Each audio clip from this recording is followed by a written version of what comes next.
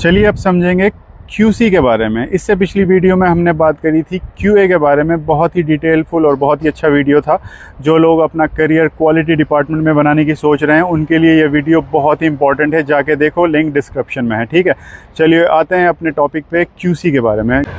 जब QC site पे मोबाइलाइज transfer होता है तो सबसे पहले QC जाके QA के बनाए हुए प्रोसीजर पढ़ेगा, जैसे PQP एंड ITP पढ़ेगा, project specification and approve drawing to understand the quality requirement and procedures.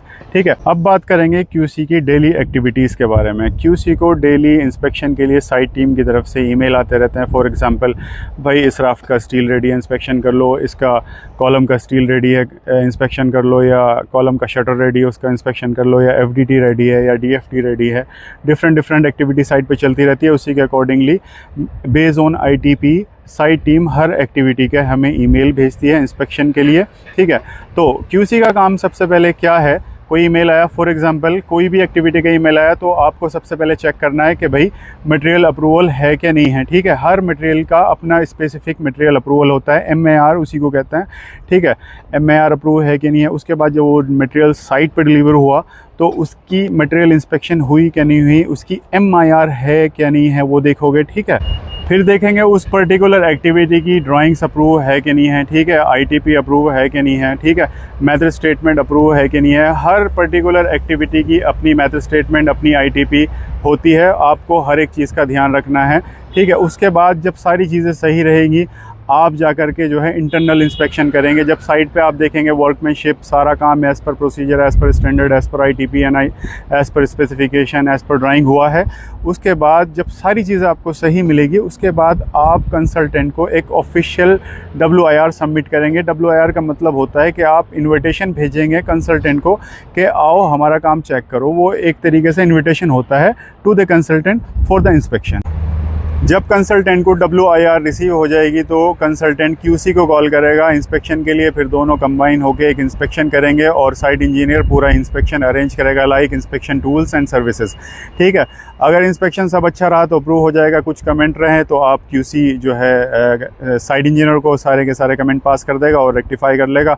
अब डिपेंड करता है कि आपका कोऑर्डिनेशन कंसल्टेंट के साथ कैसा है, वो री इंस्पेक्शन के लिए आता है या नहीं, या रिजेक्ट करेगा या फिर फ़ोटोज़ से काम चला लेगा। वो बेस्ड ऑन साइट कंडीशन होती है। ठीक है, वो आप बाद में समझेंगे। इसी तरीके से मटेरियल इंस्पेक्शन करना है, टेस्ट कंडक्ट करने हैं। फॉर एग्जांपल जैसे साइट पे कंक्रीट आई तो उसका स्लम टेस्ट, टेम्परेचर वगैरह, प्लेसमेंट मॉनिटर करना, दुनिया भर की चीज़ें, ये सिर्फ हाइलाइट्स है। और QC को अपने सारे डॉक्यूमेंटेशन का रिकॉर्ड मेंटेन करके रखना पड़ता है, जैसे WIR का, वर्क इंस्पेक्शन रिक्वेस्ट का, MIR का, और जितनी भी ऑब्जर्वेशन है वो रेज कर रहा है। बाकी प्रोजेक्ट पे DC डॉक्यूमेंट कंट्रोलर डिपार्टमेंट भी होता है, वो हमारी हेल्प करता है सबमिशन में एंड डॉक्यूमेंट डिस्ट्रीब्यूशन में एंड रिकॉर्ड मेंटेन करने में। लेकिन आप पर्सनली तौर पे अपने रिकॉर्ड बना सकते हो। बाकी DC हमारे सारे रिकॉर्ड मेंटेन करके रखता है। ठीक है, इवन जो कंसल्टेंट को सारे डॉक्यूमेंट जाते हैं DC के थ्रू ही जाते हैं। और आपके पास एक EDMS सिस्टम भी होता है, इलेक्ट्रॉनिक डॉक्यूमेंट मैनेजमेंट सिस्टम। वो डिपेंड करता है आपके प्रोजेक्ट पे वो है या नहीं है। बाकी मैनुअल काम भी होता है। ये सब हाइलाइट्स है, बहुत कुछ है जानने के लिए, फॉलो करते रहो। अगेन एक और रिक्वेस्ट नए इंजीनियरों से कि हमारे पास कंस्ट्रक्शन साइट पे सिर्फ एक ही पोस्ट नहीं है साइट इंजीनियर की। हमारे पास काफ़ी सारे डिपार्टमेंट काम करते हैं जिसमें इंजीनियर काम करते हैं। जैसे फर्स्ट मैंने बताया था डिज़ाइन डिपार्टमेंट या engineering department, number 2 planning department, number 3 procurement department, number 4 quality department, number 5 QS या एस्टिमेशन डिपार्टमेंट। तो आप इन डिपार्टमेंट में से किसी एक को एज अ करियर चूज़ कर सकते हैं। साइट पे इनकी डिमांड बनी रहती है तो आप इन डिपार्टमेंट में भी ट्राई करो। ठीक है, और अगर आप क्वालिटी डिपार्टमेंट में आना चाहते हैं तो मुझे फॉलो करते रहो। मैं डेली बता रहा हूँ क्वालिटी डिपार्टमेंट की हाइलाइट्स। ठीक है, और कोशिश कर रहा हूँ कि आपको सारा का सारा डेटा देता रहूँ। एंड मेरी नए इंजीनियरों से एक रिक्वेस्ट है कि आप फॉरमैन या सुपरवाइज़र की जॉब करने से बेहतर है कि इन 5 या 6 और भी डिपार्टमेंट हैं उनमें जाके ट्रेनिंग करो।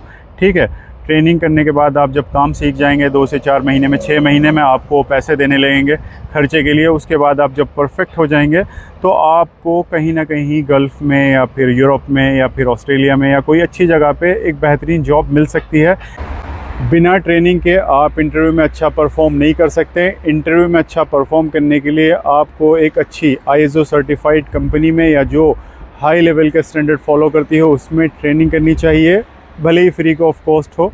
लेकिन आपको अपने सक्सेसफुल करियर के लिए ये तो करना ही पड़ेगा। ओके, थैंक यू, बने रहो।